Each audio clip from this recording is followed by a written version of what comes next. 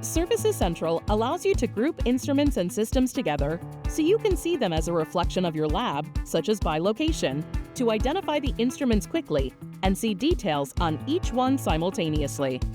This video will show you how to create a group in Services Central with the instruments and equipment that you have added to the platform. To create a group, navigate to your Instruments page and select the instruments you would like to group.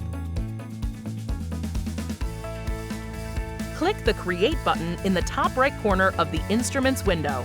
You will see a Create pop-up box appear. Under Groups, select Create a Group. Fill in the group name. You may also add a description. Your instruments should be selected already, but if they aren't, you can select them under Add Instruments to your group. Select Create Group. You will now see your newly created group or groups under the Groups tab in your Instruments page. Visit thermofisher.com/servicescentral/login to get started.